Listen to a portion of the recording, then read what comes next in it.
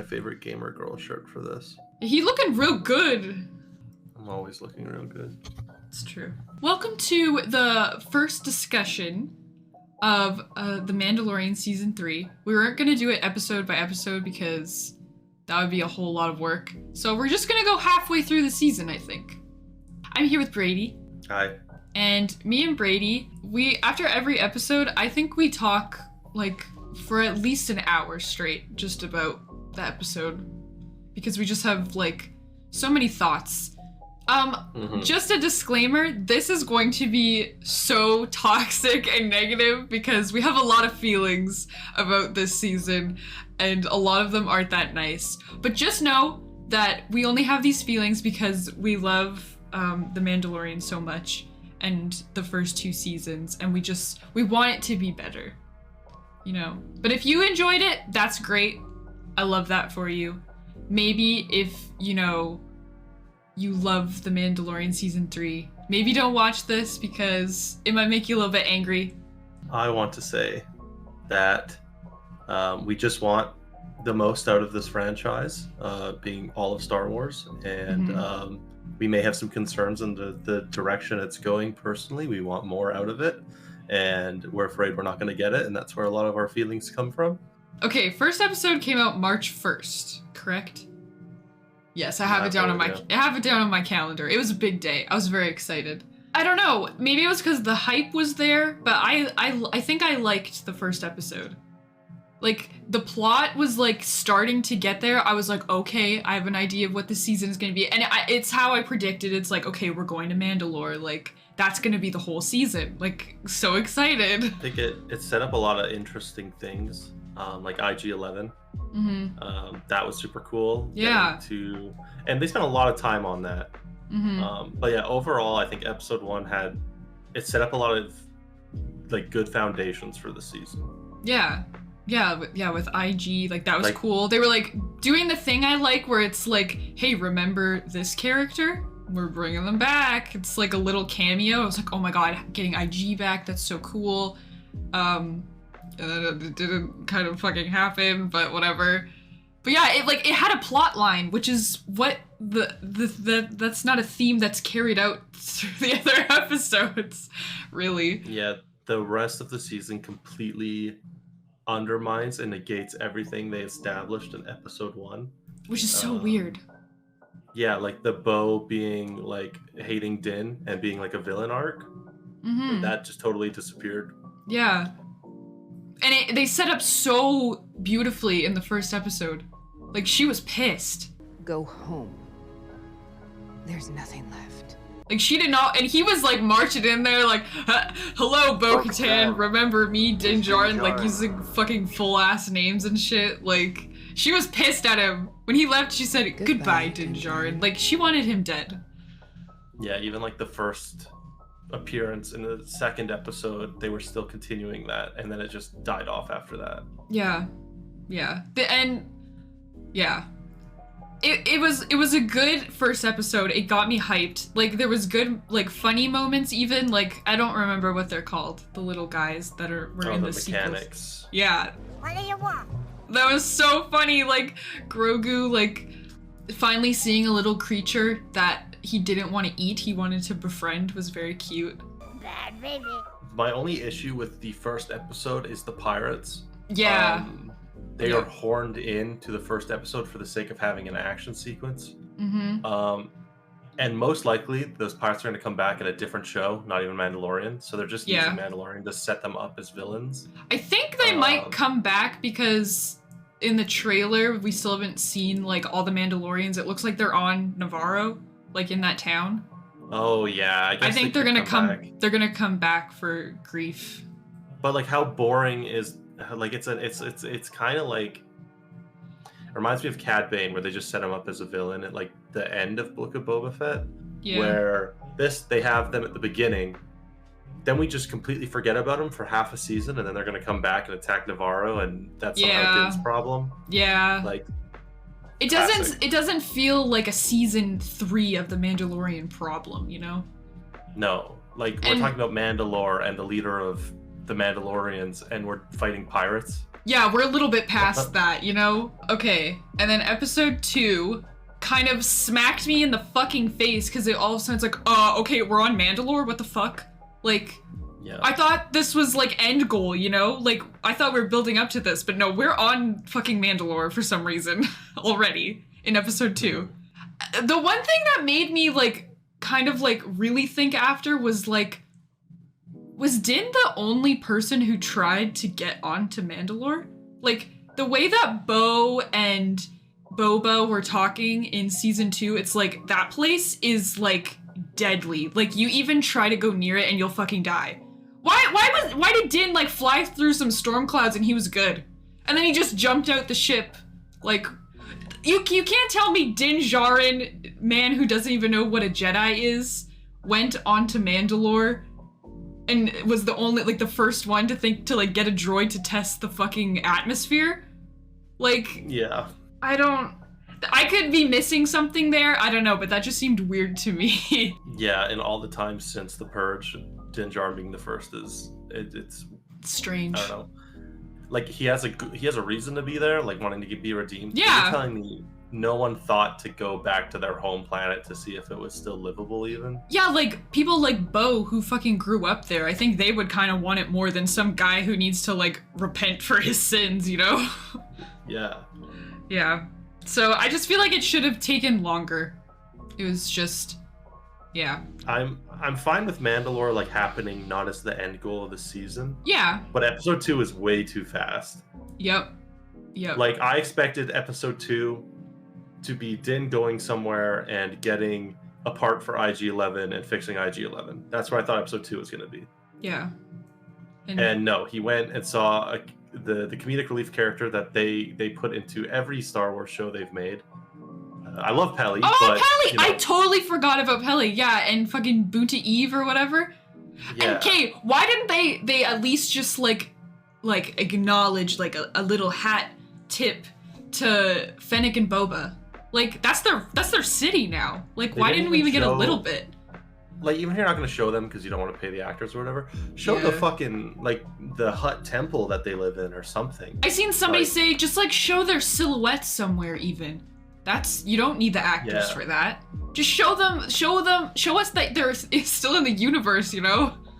They want us to believe everything's happening in the same universe until it comes to main characters, and they only show up when the Yeah. plot needs them. Yeah. They don't show up ever just to, like, show that they still live and exist there.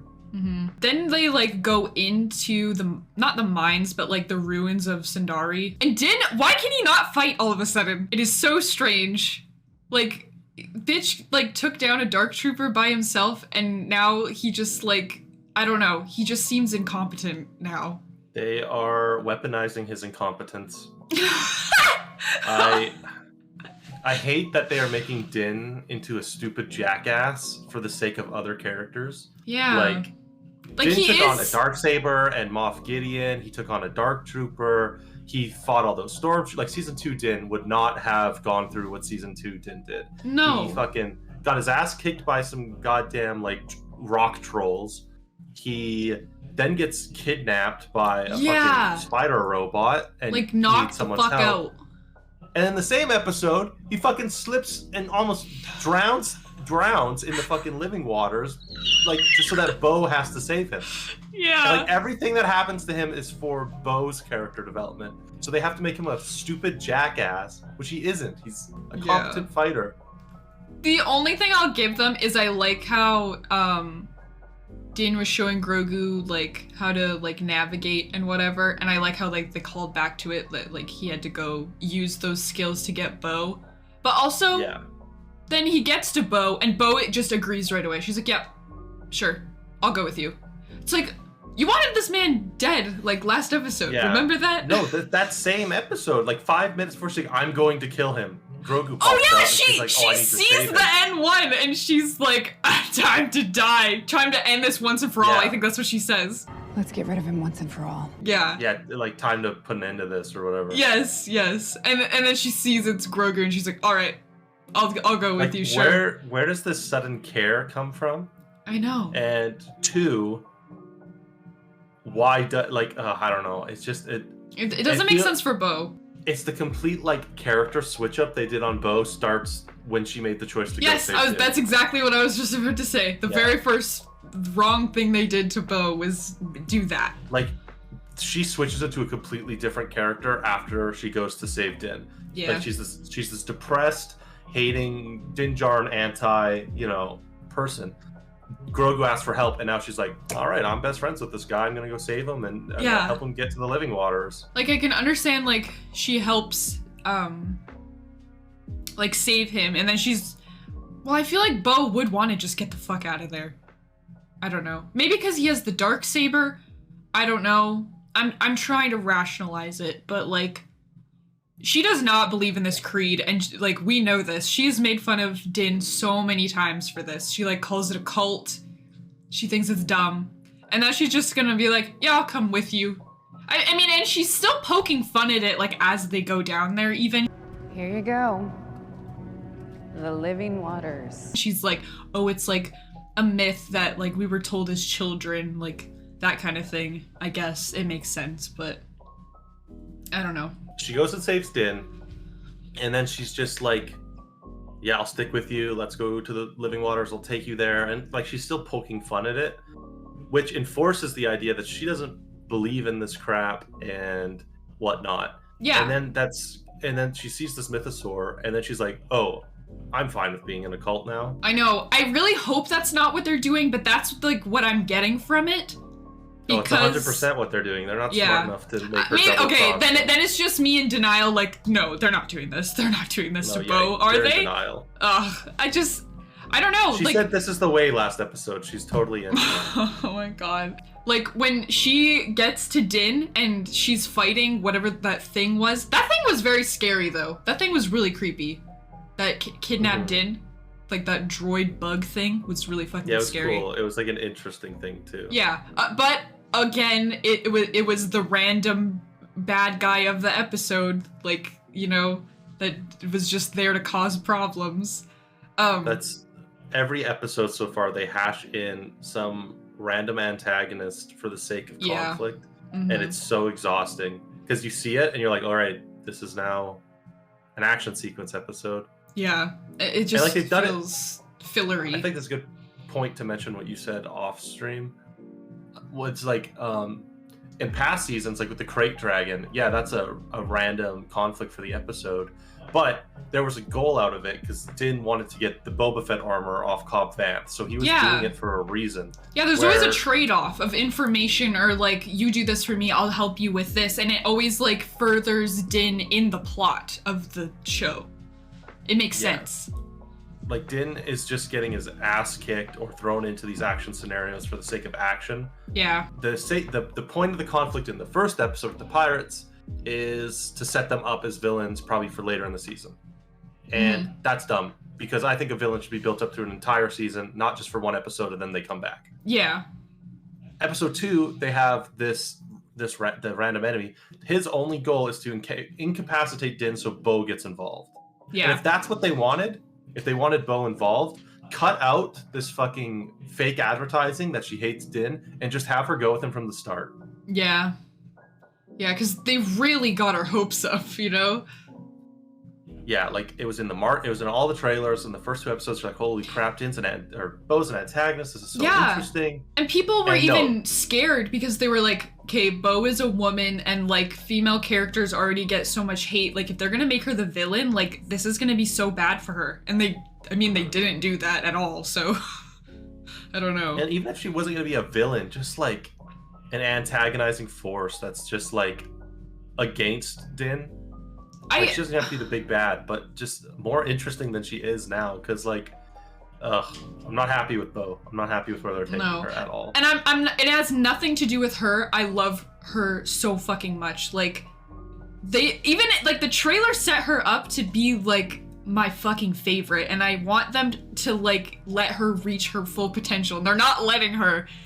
When Din gets like captured, she gets the Darksaber, and it's kind of like she's very badass with it, but I feel like I was telling you today, there needed to be a moment where she was like realizing like that she was holding it again. Like I feel like it, like when she grabbed it, it needed to have more weight to like the moment, because like she wanted that thing so bad all through season 2, and now she's finally holding it again. Like why are we not like getting a huge moment out of that, you know? There's a lot of things that should be bigger moments that they're completely undermining. Bo having a Darksaber for the first time is a good example, and so is Din being redeemed. Okay, yeah, that was my next one. It's like we're already like, okay, first of all, I didn't even want the redemption to happen, the bathing to happen, but whatever, it's happening. It happened in episode 2, and it felt so like rushed, and I don't know like if it's just because I've like pictured it in my mind a certain way, but Bo being there felt weird too. It's like, this feels like so personal to Din, you know? Like something that like he's like worked towards, and it's just like a part of him. Bo being there watching it just felt weird. I don't know. Yeah, like I understand the point of her being there to like claim witness to it and whatnot. Yeah. But it just did not feel like, in Book of Boba Fett, they set up the whole fact that he's an apostate, and episode 1 that he's an apostate, and it's like detrimental to him. He doesn't want to be. And then he just walks in the water and then falls in, and that's it. Like, yeah. It feels like it was like taken away from him, because the moment it's like bathing in the waters wasn't to redeem Din. Like that was like a bonus part of it, but like the main point of it was so that Bo could see the mythosaur. And yeah, like they take that moment away from Din to give it to Bo. Yeah. And I want to talk about that a bit too. You're telling me that Din Djarin, the man who jumped in the water when Grogu got knocked in season 2, or maybe it was season 1, I don't remember. He gets knocked in to the water. Din dives in. You're telling me this man slipped on a ledge because nothing grabbed him because there was no water disruption. You're telling me he slipped on a part that was too deep and just sunk like 40,000 feet to the bottom? Yeah. This man can swim. He's fine. Why is he now incompetent so that Bo has to save him? And like I don't know. Like in the next episode, it's confirmed that he didn't see the mythosaur because he was knocked out. That doesn't make sense either. How the fuck did he get knocked out?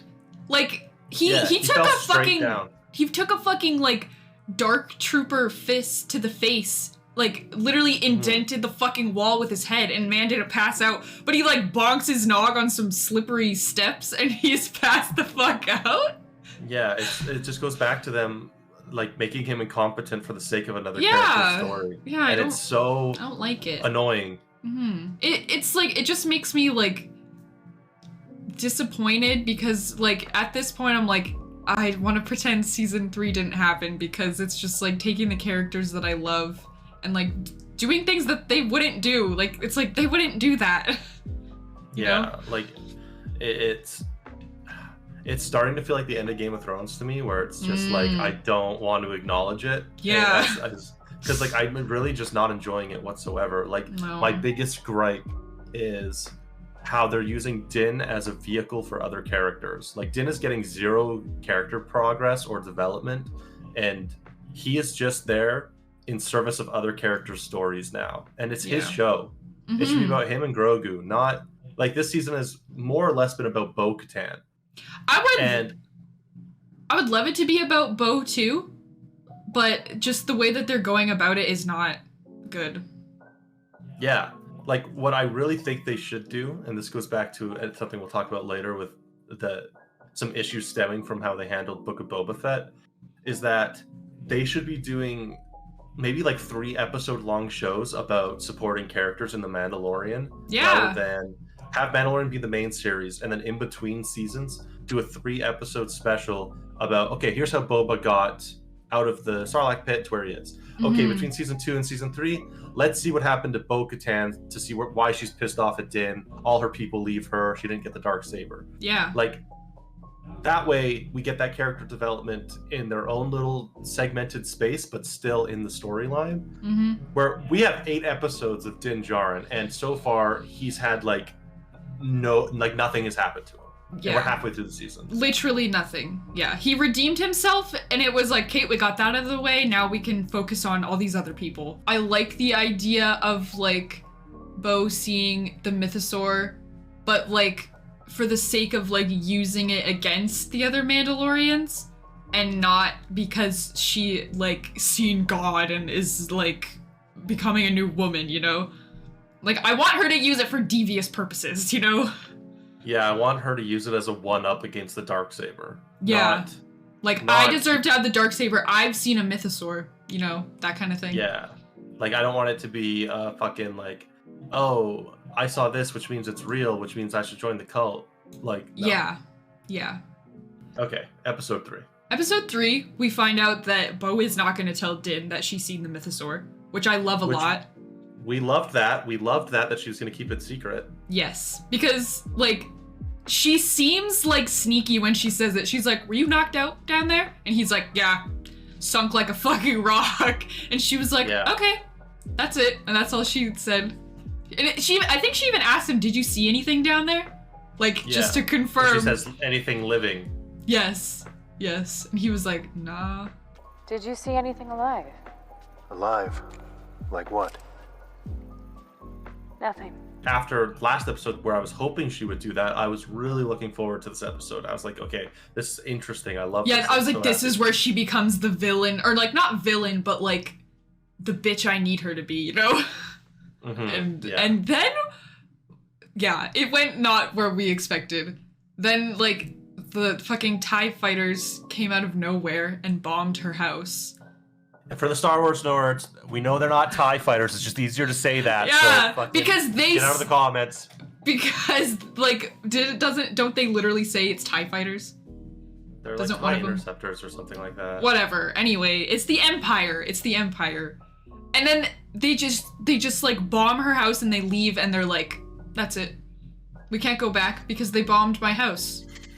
What? So this is, yeah, like, so it's kind of, in my mind, these are the random bad guys of the episode again. Yep, same, Where same. they are there to bomb Bo's palace so that she can't stay there and she has to go join the cult. That is Yep. the only reason they were there. Mm-hmm. And there are theories online that they are from Gideon or they're possibly from Thrawn. Mhm. And that's totally cool. I like But that. again, yeah. it's another issue of them using the Mandalorian to set up villains for something else. Because Yeah. there's no way Thrawn is the villain here, because he has to be there for the Ahsoka show. Mm-hmm. And Gideon has just been name dropped like time and time again. And so Yeah. if it's Gideon, just fucking show me already. I know who he is. Yeah, yeah. But it makes me. I feel like they shouldn't use Gideon again because, like, Din took him out. He's gone. Like, let's bring in something new, you know? I feel like this is another part where I was like, okay, Bo, like, this is not like you. She just, like, accepts that her home is gone and she just goes with Din. I feel like the boat, maybe? Also, okay, she's really down on herself. Like, everybody that was behind her left her. So I guess going after whoever bombed her house really wouldn't make sense. But I just But she feel like, tries. yeah, She does try to, she like, go does, she after does, I guess. But she's not asking. She like goes after the interceptor. She's not asking who sent them. Yeah, she's just kind Is of what like, you're getting ah, at." shit. Yeah. She's Well, like, damn. guess I'll go with you, Din Djarin, man I hate. Oh, and that was when Grogu tried to say, this is the way, right? Yeah, he went. That was very cute. I have to throw in some positive things, you know. This is the way. This is the way.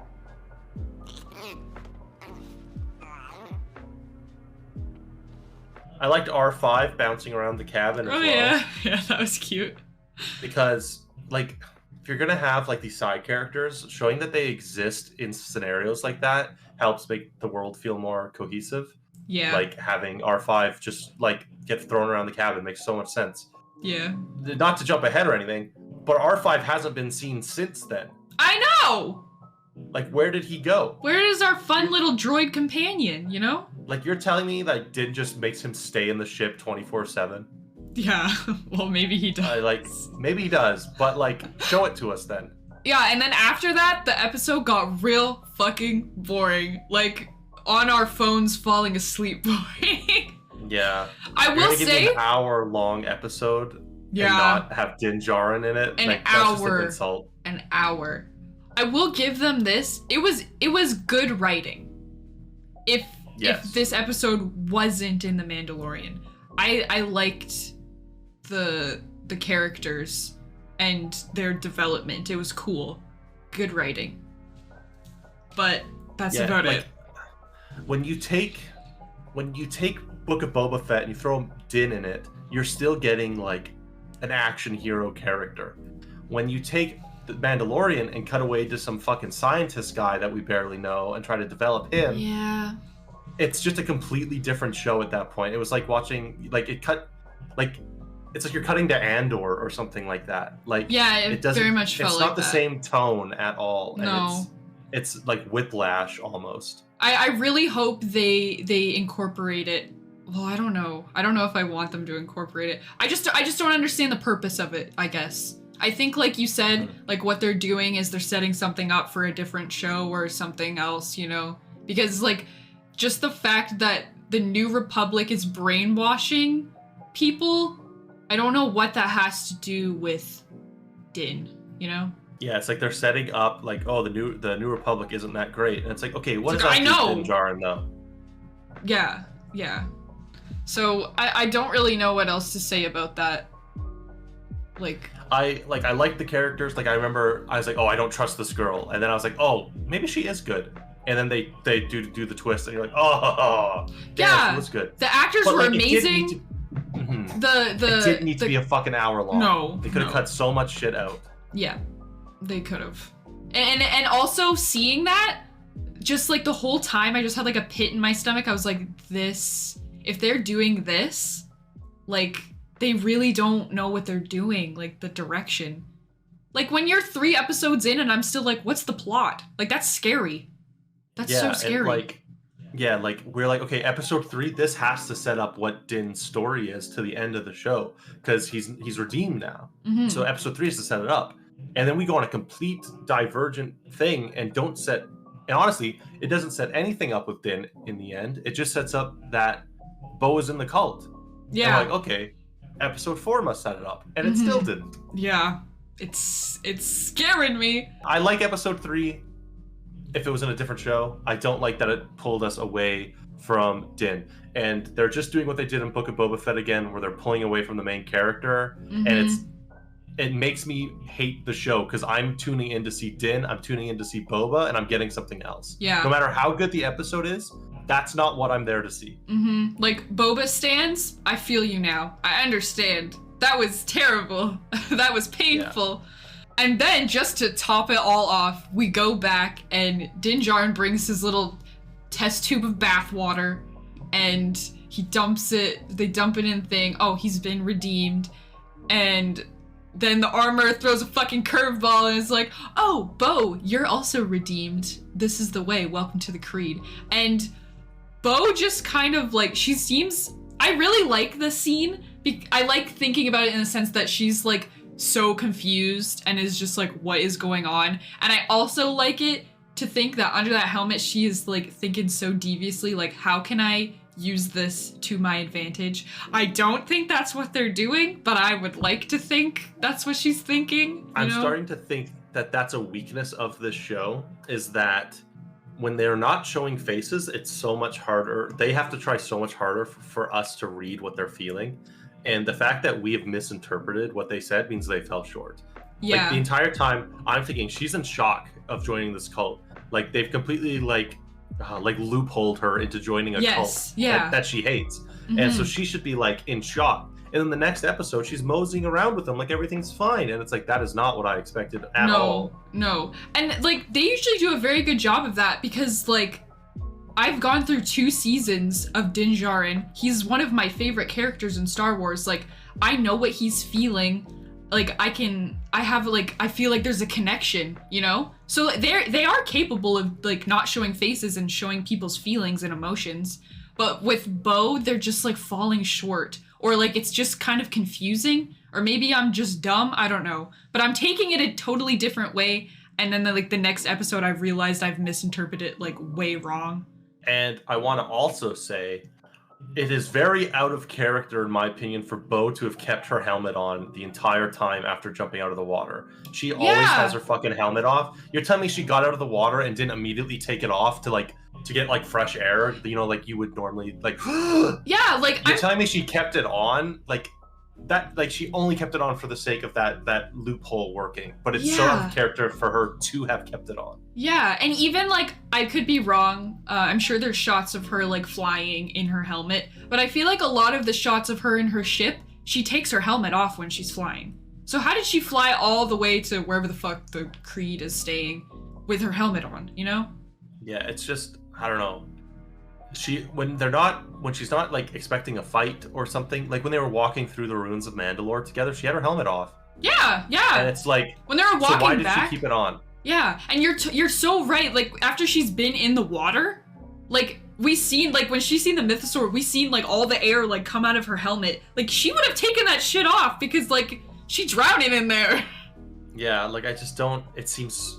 It's just another thing that I feel like is out of character. Like I can get behind it for the sake of this plot twist of sucking her in working. Yeah. If it worked in her favor, where she's going to now backstab the Creed and use them to get the things she wants. Yeah. But she isn't. She's just joined the cult now. Yeah. And speaking of that, let's get into episode 4, which happened today, last night ish. So yeah, we were like, oh Fresh man, wounds. Bo joined the cult and she's gonna be devious about it. And we just open up to her like, first of all these Mandalorians just be like out on the beach just fucking beating the shit out of each other all the time. Maybe that's the culture, I don't know, but and Bo is just there with them doing it too. That scene bugs the shit out of me because I'm just like, why the fuck are they just sitting on a beach beating each other up? Like, I get that they're training. I get that that's kind of the space they have. But it's like, that's your culture? You guys just live in a cave and beat the shit out of each other? That is so boring. When I thought of, like, the Creed, I don't know, I just don't see it like that. Like, all of them were out there doing it. All of them. Like, I feel like it's a community. It needs to be more like people have roles and stuff, but they were all just out there.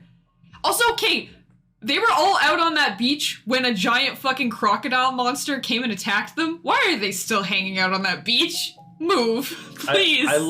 I read something that I liked online was that the reason they live there is because it's so dangerous no one else is going to go there. Oh. So that keeps them secret more. And I like that. Yeah. But also, after this episode too, when they're attacked by another giant monster, it's like, holy fuck, guys. Like, Mandalore is safe, just move back now. Yeah, Din confirmed it, just go back. It's just as bad as here, honestly. You can live in like a ruined house at least. It's better than a fucking cave. Yeah, and there's just as many monsters, so you're good. Like, don't worry about it. To go back onto your thing about Bo, like how she's just like mingling around. Din like puts Grogu up for execution basically. and fight my baby! He challenges. He is too small. I am his ward. Proceed. She straps him up and is like giving him a little pep talk, like, "Oh, he's just proud of you." Yeah, like my dad was the same. Why is she such a different character all of a sudden? I know. She's so invested in this cult all of a sudden, and they're not selling me on it. Like, I'm fine with her joining it. Yeah. If they had sold me on it, but I don't buy it. In season 2, she was saying, "Oh, you're part of this zealous cult of religious idiots." Mm-hmm. Yep. Oh, So how is she suddenly like, yeah, this is the way, you know? If they want me to believe she's joining because she's lonely, because her people abandoned her because she didn't have the Darksaber, sweet, sell me on it. You aren't doing that. Yeah. Because you took an hour of what could have been Dr. Pershing. And you gave me Dr. Pershing. Yeah. Going back to maybe something more positive, I guess, it kind of just made me laugh. Din, like, that's a baby. That's full-on baby. And he was like, 10-year-old child, fight my baby. Like, sir, like, that's a baby. Even the kid was like, that's a baby. He's way too young. And Din's like, he's gotta learn. He's gotta learn. Like, Din was so protective of this child for 2 seasons, and now he's like, shoot my baby with a paintball, please. This is just something that bugs me, because it's one of those things where it's like, it shouldn't bother me because it's a fucking space show. Yeah. But like, Grogu did not follow the fucking rules at all. This kid shoots this kid shoots Grogu.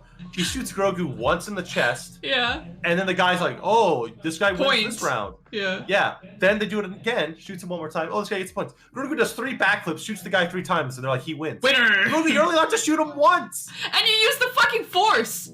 What happened there? And Din's like, so proud of you, son. Oh. At least they washed his only outfit. They washed the paintballs off of it. Yeah, thank God they had him naked in his little chainmail at one point. It didn't show us. No. And then afterwards, random bad guy of the episode, a fucking dragon comes in and fucking scoops that child up. How did that child not die on impact, you know? Like... Dude, it was aggressive too. Like, he got snatched. Yeah. And then, like... And you're telling me that he's fine? Yeah, he lived. Yeah, so then, like, okay, and then I was kind of like, fuck, this is the plot of the episode. We're going to save this child. Save the stupid child that they set up in episode 1. Mm-hmm. And, like, Bo is in there. Like, I like what you said, she's trying to, like, earn their respect and stuff. But it just, again, seems out of character that she just, like, joined this cult. Like, her home got bombed, and she should probably kind of be worried about that. But she's like, I'll help save this random child, sure. I got time. I'm in the creed now. I got a question, too. Uh-huh. Bo is the only fucking Mandalorian who thought, I'm gonna get in my ship and chase this thing down. Yeah, everyone has jetpack. Din has a fucking, the N1, that shit is so fast. Why did he not take it? I just thought of that. But my other question is, are they the only 2 that own starships? Like, where's the parking lot? They must, but that doesn't make sense because they're not all bounty hunters, because it is explained, like, they can't all go out at once because it's too dangerous, like, they need to, like, stay hidden or whatever. So maybe Bo and Din are just the only ones with spaceships, I don't know. I think it's important to say, too, I see no character development out of this child being snatched, besides it establishes that Ragnar is Paz Vizsla's son. It gives Paz, like, some, like, empathy, like, you feel for him, because before I was like, fuck this guy.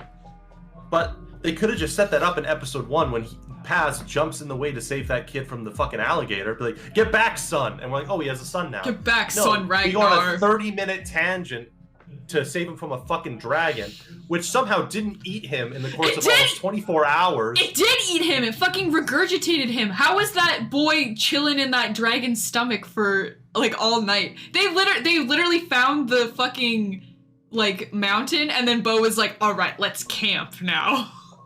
Yeah, when they said that, I was like, what the fuck? You're not in a rush to save this kid at all. They're like, let's take a nap and have some food. Not one person, like, at least have one person say, like, won't he get eaten? And then have another person say, oh, they tend to save their food, so he'll probably be fine. And then, no, I would have been okay with that. It's like, oh, okay, they at least explained it somehow. No, they're just like, yeah, sure, I'll fucking campfire. And then I did really like Bo being kind of confused on the creed. She's like, how the fuck do we eat? Like, yeah, I like that. And I did like that they showed her respect by, like, telling her that she gets to stay by the fire. And I feel like she liked that. Like, maybe that's kind of, like, the only little bit of, like, development of, like, oh, Bo is, like, feeling lonely and, like, these people respect her and she likes that. Like, maybe a little bit. I get it as, I'm taking it as her people were only following her because of her name and the Darksaber. These people respect her just because she's took the creed. Yeah. And that's all she had to do to earn their respect. And I can get behind that, but they're not selling me on her emotions whatsoever because they're not slowing down the plot to focus on her emotions. Yeah. The plot is just go, go, go this season. And it's like, where are they in such a rush to get to? I know, yeah, it's like, I'm scared because we're rushing, but I don't know where we're going. Like, exactly. We're halfway through the season. I don't know what's the end. Like, season 2, we had a goal right at the start that Din needed to return Grogu to a Jedi. And that followed the whole way through the season. We don't have a driving force like that still halfway through the season. Yeah. And that's not good. I know. That's just really bad writing. It makes me so sad. Oh yeah, Order 66 flashback, of course, because Yeah, that was really good. that was cool. I like that they redeemed the guy that played Jar Jar Binks. He got to be a Jedi. Yes. It's pretty cool. Ahmed Best, shout out to him. What was his cool. name? Caloran? Caloran Beck. Caloran Beck. What a goat. He got to save Star Wars' most beloved little creature. He got redeemed for sure. I Happy saw a for thing him. that I really liked. So Caloran Beck was a Jedi made for like the Star Wars Temple Run show, Right. where kids would like compete to be a Jedi or whatever. Mm-hmm. And I watched a reaction to this episode, right? And one of the like Star Wars nerdy guys was like, "Oh my god, is that Caloran Beck from this show?" And then when Caloran Beck saves Grogu, they're like, "That makes so much sense because he's like the guider of the foundlings, like because Aww. that whole Temple Run show is about him being with kids. Oh, that's he so would cute. be like the protector of Yeah. younglings, and I really like that. Yeah, and However, I like that he didn't just like stumble upon Grogu either. Like the Jedi that were saving him in the beginning were like, take him to Kellerin. Like they knew that's where Grogu should be, like with him. and I feel like there's a lot of things that they do in Star Wars shows that is like an acknowledgement to like super fans. Like they'll just throw out a little thing, and people will be like, "Oh, that's awesome." They clearly set up Ahmed Best as like the way they reveal him. It's like, look who it is. Not many people know who that guy is, and it made me feel dumb for not knowing. Yeah, it did. Like I felt like I was missing something because it was so clearly like, look who it is. Like he was like, And I was like, who? I don't know. yeah. But after knowing, I really liked it. But I was just like, I feel like when you're doing a cameo like that, and it's like a more niche thing, you're gonna have audience members be really confused. Like the first thing I did was go to my phone in the middle of the episode because I felt like I needed to know who this was. Maybe. So it kind of just detracted me from the show for a bit because I was like trying to figure out who this guy was. I like seeing Coruscant during Order 66 in full HD. That was pretty cool. Yeah, I also noticed after a rewatch, there's a scene where they show the peak of that mountain again. So they just reused that courtyard. Yeah, I was gonna. Okay, well, I thought it looked familiar, but then I was kind of like too distracted about they were using like Tamara Morrison's voice for the clones. Yes, that's fucking awesome. That I love Tamara that so Morrison much. is being brought in. Yeah, Don't let them escape! it's really cool. I like that. I seen somebody say that like Order 66, like yeah, they use it a lot, but it's also such a cool moment in Star Wars because anytime you see it happening in something, you know exactly what is going on in every part of the galaxy at that moment. Like you know what every single one or like most of your favorite characters are doing at that very moment.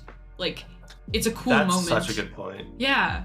Having like a very significant event and knowing where every main character in the plot is at that moment and what they're doing is really cool. Like we know for a fact Cal Kestis is on a fucking like training and stuff. Yes. Like there's just so many. I love that point about Order 66. It's overused, but it's used in it's a fun way to connect reinforcing everything. what you said. Yeah, I thought that was a cool thing. Yeah. I'm sad we didn't see Anakin, but it makes sense because we know where Anakin was. Yeah, I mean he was there. He was in the temple, but also another thing. At first, I was like, "Why the fuck does a blacksmithing hammer trigger him to laser guns being shot? Like they weren't using a battering ram. Yeah. They weren't doing anything like that." However, in season 1, that exact same smithing hammer was drumming like doof doof when we got Din's flashback when he was a kid. Right. So, yes. It's a way to tie in them as two characters using a similar thing to give them flashbacks. So Yeah. now I like it. Yeah. But at the time, I was like, there's no banging happening here. Like loud noises just triggers him, I guess. His little baby Yeah. PTSD that Luke Skywalker But created. connecting it with Din, I appreciate it more. Yeah, me too. I like that. And he gets a new piece of armor that is very cute, but I was kind of hoping they were going to make him like a teeny tiny chest plate. But instead they made him an armpit cover? Is that what that was? Yeah, so a round L is like, I don't have any circular thing in here, but it like covers your armpits from the front so that they don't get stabbed. But Grogu's What armpits are never Mandalorian going to be... has- Yeah, first Yeah. of all, Mandalorians don't really have that. And second, Grogu's armpits are never going to be that big. It's never gonna fit him. He's just such a little guy. Now he's like a giant metal plate on his chest. Like, that's so restrictive for him. He can barely move as it is already. Have you seen him walk? I like it as a way to give him his Mudhorn finally. Yeah, that is cute. And I did like this episode where they're talking about why he doesn't wear a helmet, because he's too young. He can't, say the creed. Can't speak.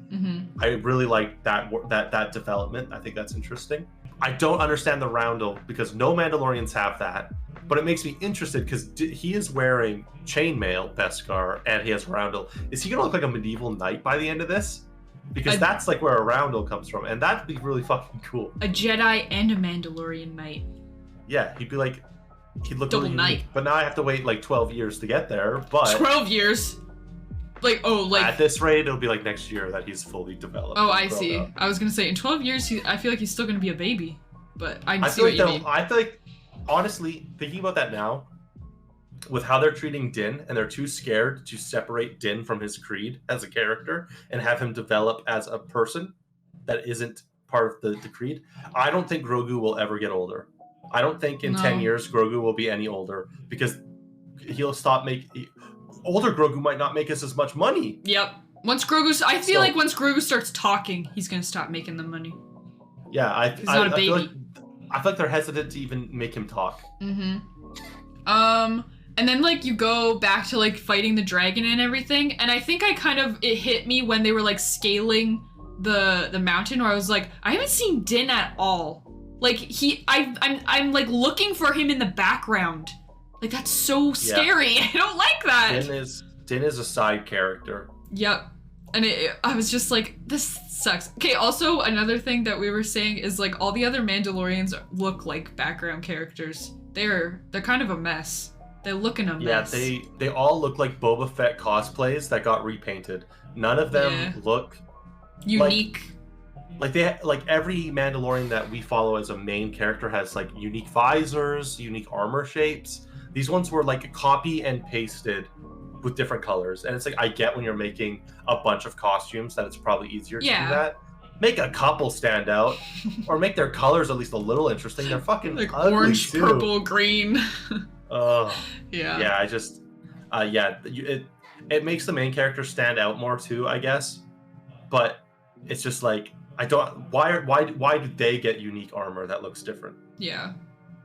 And then, we see the fucking child get fucking regurgitated. I thought at least, I was like, okay, like, most of the time when I've seen, like, shows where somebody gets, like, captured by a giant creature or whatever, and it's, like, taken to the nest, usually it's just, like, amongst the babies or whatever in the nest. Yeah. No, the child was inside the dragon the whole time. That's kind of a fun reveal. I like that. But again... Why is he not dead? I know. How do you not get, like, dissolved by stomach acid or something, you know? I don't know how regurgitation works. I don't think it's in the stomach, but still, he shouldn't have survived in there. You're telling me she stole that baby, the foundling, she stole Ragnar the day before, and then just let her baby starve till the next day? Like, she didn't feed him that night? Yeah. Strange. Okay. But yeah, they save him, whatever. It was kind of, like... I'm glad that they took the babies with them, because that's so brutal. Like, that fucking crocodile ate the dragon, and I was like, are they just gonna leave the babies there? That's fucked up. That's also another point. You could say the whole point of this thing is so that the Mandalorians have, like, these creatures to tame and ride. Why the fuck do they need that? They don't need... No. They can't... They're gonna grow so big. They don't have ships to take them to other planets. They're just gonna ride them around on this planet where no one else lives? What's the point? Yeah. They are very cute, though. I thought they were cute. They're nasty little pink guys. Yeah, they're like baby birds. I thought they were cute. Nah. You're twisted. Oh yeah, Bo loses her pauldron, so the armorer makes her a new one. And I liked that scene. Yeah, me too. But also, I'm like still confused on Bo's motives, or like what she's feeling. Yeah. Like she like asked for the mythosaur. Because I guess, like, she feels connected to it because she saw it. So, yeah, I guess that makes sense. Would it be acceptable to wear one pauldron of the night owl and another with the mythosaur? But then she'd be saying this is the way, and I'm like, side eye. That does not seem like her. So she reveals to the armor that she saw the mythosaur. Yeah. And I feel like it's very vague on if the armorer is like believing her or not, because she talks so fucking weird. I think that she doesn't believe her. When you choose to walk the way of the Mandalore, you will see many things. But it was real. This is the way. I think it's like a religious thing. It's like, yes, we all see the mythosaur in our heart. Yeah.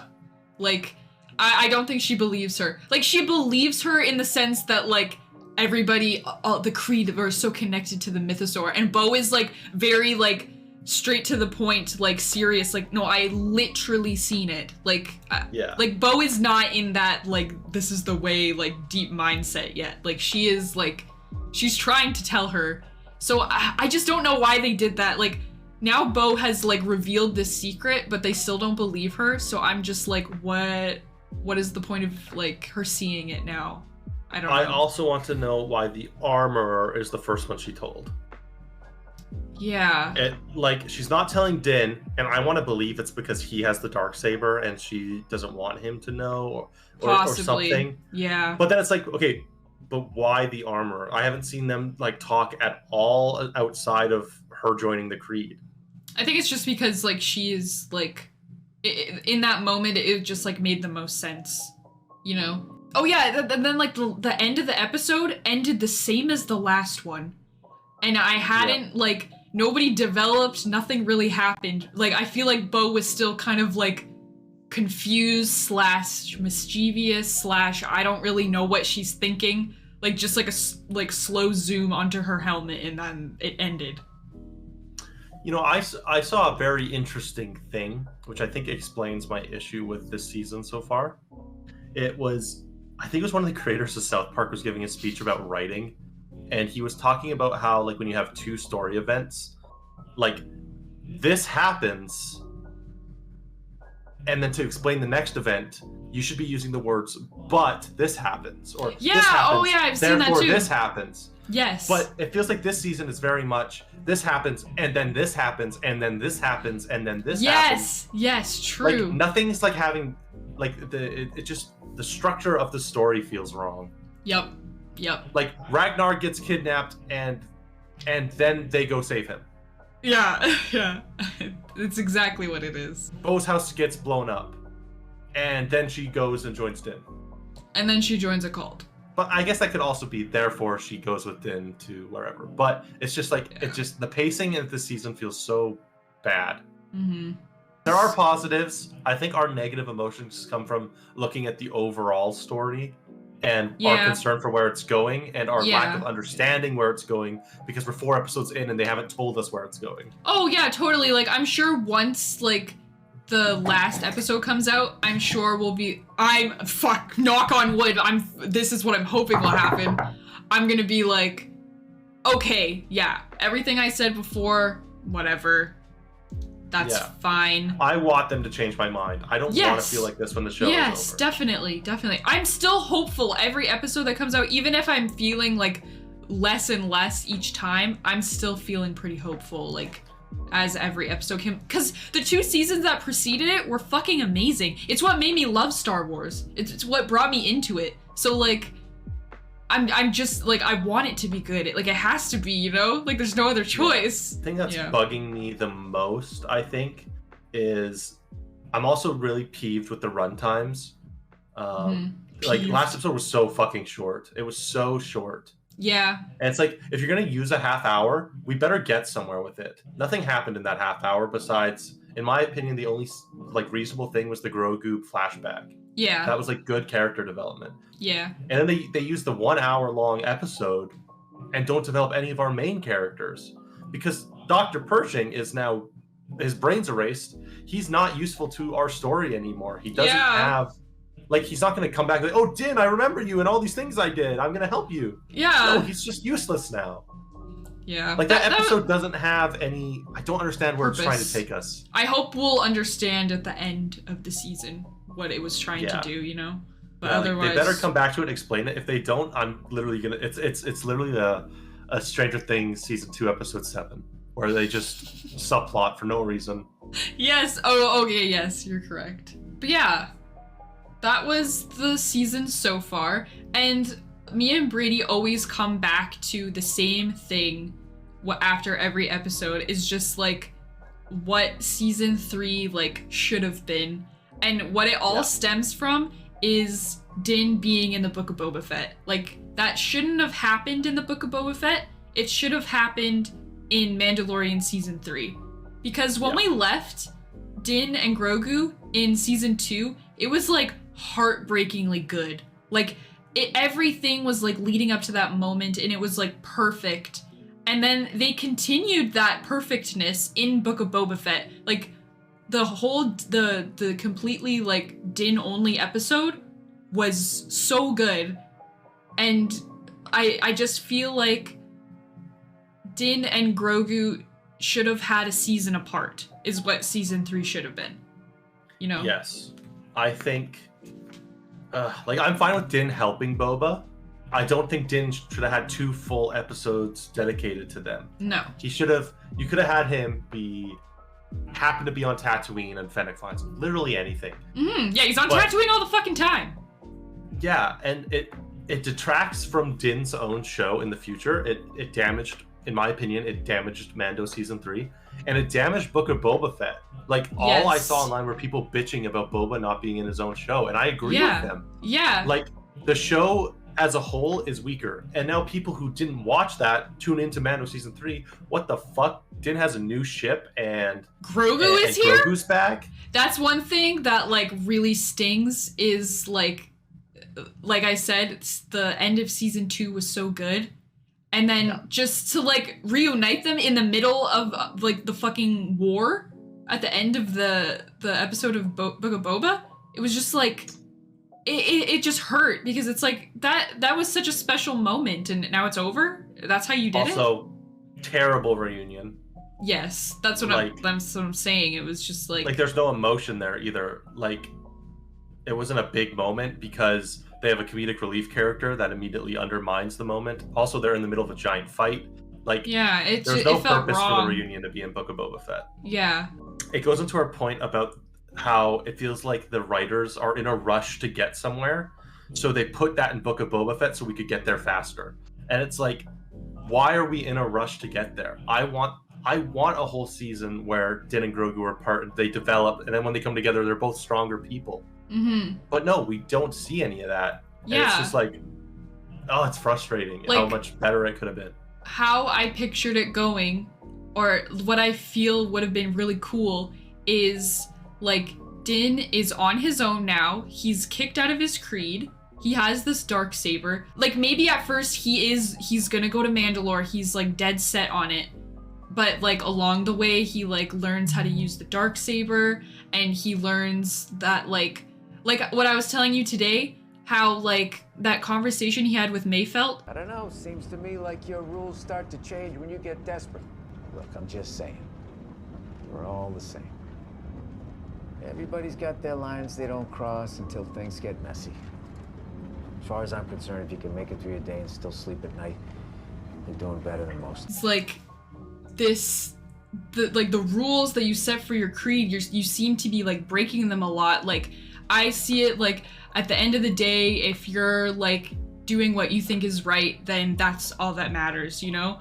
And I feel like that was a really good point for Din to start questioning the creed and like kind of developing on his own. Like, I feel like season 3 should have been him just like figuring his shit out like by himself, and then at the end realizing that he doesn't want the creed, and like if he has to reunite with Grogu, then great. And also it would have made the fucking bullshit like line that Jon Favreau keeps saying of like, oh yeah, Grogu was with Luke for 2 years. You know? Like, that would have made sense to me if we would have had a whole season of Din on his own. Yeah. Like, I wanted to see him develop. I was, like, so excited because I was like, we're gonna see him without Grogu. Like, they needed time apart. Like, that's gonna be so exciting. And then Book of Boba Fett really just undid all of that. The thing is, it doesn't even need to be without, like, a season without Grogu. Like, have have 3 episodes of Din, then throw in an episode of Grogu with Luke. Oh yeah, no, that's not. Show us that stuff Yeah. then. Yeah. I mean, like them being apart, but you can show them because oh my god, I want more fucking deep fake Luke Skywalker. That was fantastic. Like I loved that, and I would like to see more of it. But Din doesn't need to be there. Like we can go back and forth between the two. That's fine. Also, thinking back, maybe I'm just misremembering. Why did they send Grogu and R2 to Tatooine? Did Din tell them, "Oh, I'll be on Tatooine if you change your mind"? I don't remember why. How did they know Din was there? Maybe he told Ahsoka where he was going, and then Ahsoka told Luke. Maybe.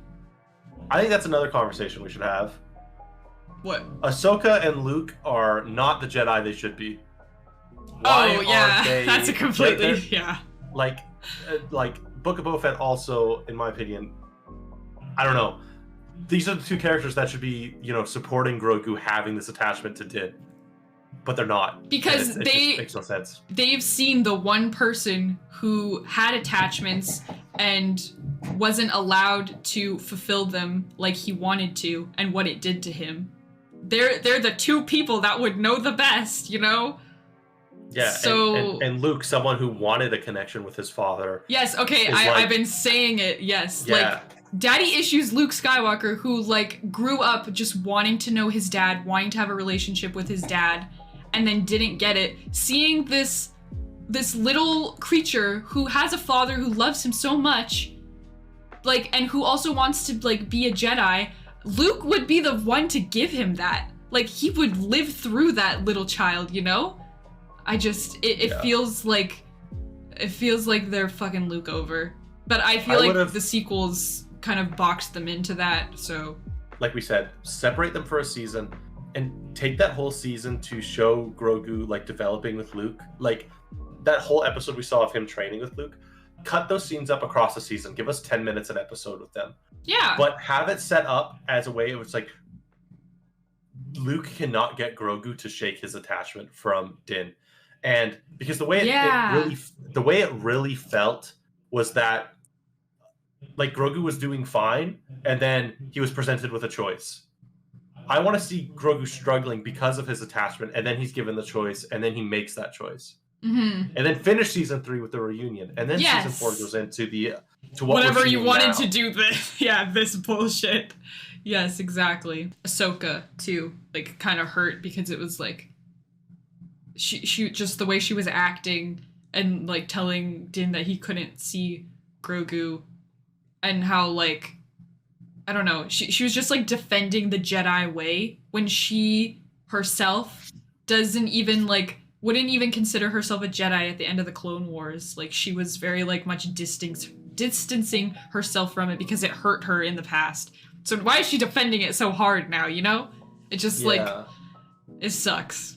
They're presented with such a fun opportunity, and I'm mad that they're not taking it, where they have Grogu and they have Din, and these characters are a part of these groups that have really defined rules about being parts of them. Yeah. And have these characters be the stepping stones to building a new way for the Jedis to exist, a new way for Mandalore. Yeah. But they're not. They're just going back to what they were. There's no development in what being a Jedi means. There's no development in what being a Mandalorian means. Yep.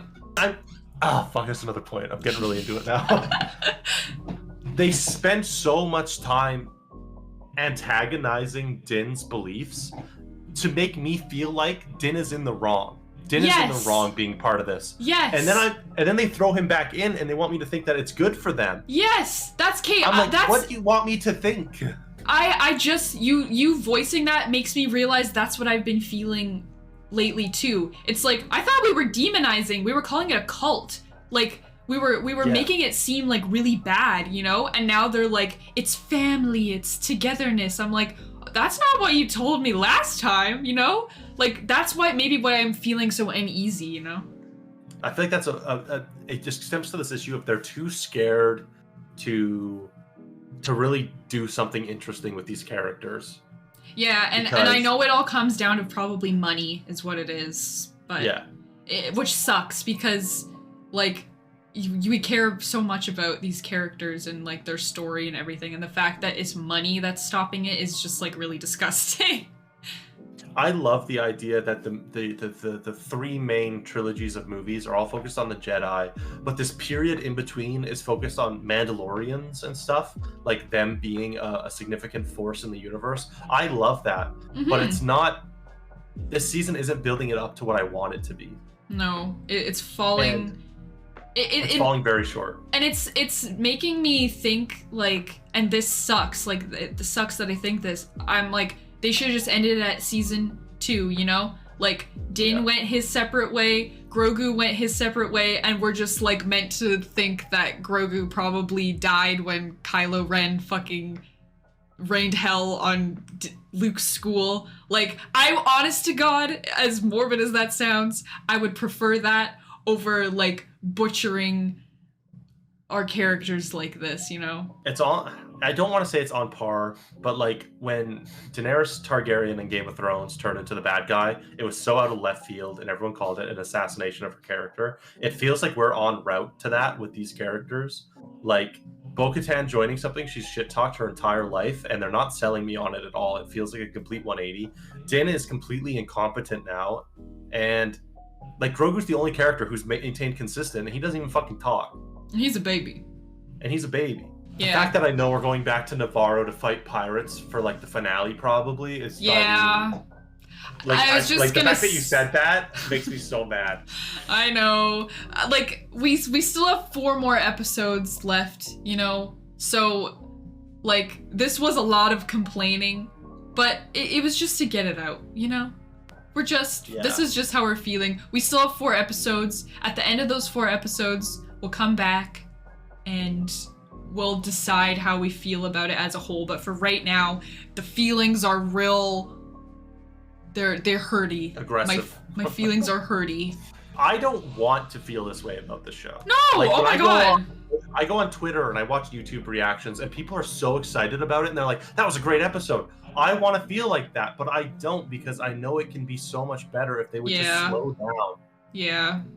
And it's like I don't want to feel like this. No. But I want to voice my opinion because I'm not seeing a lot of people feeling this way online, and it makes me feel like there's something wrong with me and I'm misinterpreting the show or something. Yeah. Yeah, it does. Like, I do like to see people seeing it positively because it makes me feel like, I don't know, hopeful, I guess, because like I'm like, oh, maybe it's just me. Maybe it is going to be good. Maybe I'm just not seeing something yet, you know? Every episode I'm just waiting for, like every episode I'm like, well, hopefully next week they tell me what's going on. Like I'm just waiting for the next episode every time. Like I think that's the biggest issue. I feel like if there was like a plot line that was connecting all of these episodes, I'd be feeling a little bit better about it. It's like, okay, sure, maybe I don't like how they're going with some of these characters, but at least I know like where it's gonna end up, I guess. Like I can kind of imagine it. But I can't imagine anything right now. Yeah. Like I'm waiting for the next episode just so I can see where the show's going. Yeah. And that's not good. No. And I think one thing that we should also say, our biggest fear, is that they turn Bo-Katan and Din Djarin into a fucking couple. They're gonna turn them straight! I was so scared that they were going to have her ask for a mudhorn instead of oh god, yeah, that was scary. Instead of the mythosaur. I was so scared I didn't even say anything. I'm fine with them like developing them in some sort of way like that, but I'm not buying it at all in the way they're going about it, and I don't think either of those characters need a romantic interest. No. Din is single dad energy. He doesn't need a partner. No. And Bo is like a leader. She doesn't need a relationship. Like she's very independent. If they try to push a relationship now, after zero buildup, oh god. Here's my fear. God. Bo-Katan teaches Din how to use the Darksaber, and they do it like one of those romantic movies where like she grabs him from behind and guides his arms, and then they fall in love. That's my biggest fear. Oh god, Brady, no. I don't want it. That's one thing that we mentioned too, is that Book of Boba Fett really set up that he needs to train with the Darksaber. Yeah. And that hasn't been acknowledged once this whole season. Nope. That he hasn't gotten better with it, as we've seen in the fight on Mandalore. But he hasn't asked Bo to help. He hasn't done anything to get better with it. And they made it such a hard point in Book of Boba Fett. Like, he hurt himself with it. He was training with the armor with it. She was telling him, like, you can't use it. Your mind is not clear enough. Your body is strong, but your mind is distracted. I am focused. The blade says otherwise. Like, they really drove it home, and now it's just like, where's the Darksaber, you know? Which is why it would have been cool for Grogu to get developed more as a Jedi, and then Grogu could fucking teach his dad how to use the Darksaber. Or Luke Skywalker could. Literally anyone could teach him to use. Like, I want to see a Jedi teach Din how to use the Darksaber. That's what I would like personally. Maybe Ezra Bridger will show up and teach him how to use it. Who fucking? Oh wait, we didn't say that. The fucking whales, they were there. Yeah, they were pretty cool. That's why I liked the first episode so much. I was like, oh, this is gonna be good. It's gonna be a good season. Does Sabine use a lightsaber? Sabine? Yeah. She is a Mandalorian, and she had the Darksaber, so she was using it, and she trained with Kanan, and I don't know if she trained with Ezra, but she trained with Kanan on how to use it. So she knows how. So maybe we'll get that once Sabine's introduced in Ahsoka. We'll have Sabine, like that's the way they could tie Sabine in with Din. Maybe. But I just I don't know. I just don't understand why that point isn't being acknowledged, that the man who has the Darksaber sucks ass with it, and it's not acknowledged at all this season anymore. Yeah, that was like the biggest like open-ended point at the end of season 2, and even Book of Boba Fett, is that Din has the Darksaber and he doesn't know how to use it. Yeah. And why is that not being talked about, you know? Also, if Din has the Darksaber, why haven't they gone and got Bo-Katan's people and like fucking unite all the Mandalorians? Like, is that something they're gonna do? Hey, this guy has it now. Like, let's go. What was Bo doing with all of those people? What was she gonna do? I can't remember. Take back Mandalore? Mandalore, but probably, from what? Take back Mandalore from what? There was nothing the fucking there. creepy robot guy. I guess. She was just of gonna Mandalore. drive the fucking Empire, like, cruiser right into the... I don't know what she was gonna do with it. Yeah, fuck. That was about how our day usually goes after an episode. It's just us talking like this for so long. Just on and on and on and on and on. We're laying in bed after the episode at 2 a.m, Yeah. rambling. And another thing, you know? I think we have valid points. As much as we complain, I feel like our points are valid, you know? Yeah. Like, I can see some things, like, being just not Complaining. valid. Oh. Just complaining for the sake. Yeah. But I feel like there are valid complaints in the way the writing's happening and the characters are being handled. And we're doing it for the good of wanting better for the show. So it all comes from a place of I'm not good. a Star Wars hater. I love this Yes. stuff and I want it to be better. Yes, definitely. I'm not like one of those fuckers like, Disney ruined Star Wars. I'm just like, Disney could make Star Wars so much greater, you know? Okay, well, thank you so much for watching our first discussion on Mandalorian Season 3. We will see you in... how many more weeks? 4 more weeks for the ending. I really hope we have better words to bring you then. But for now, that is it. Thank you for watching. Brady, thank you for ranting with me. Thank you for listening to me rant. Goodbye, everyone.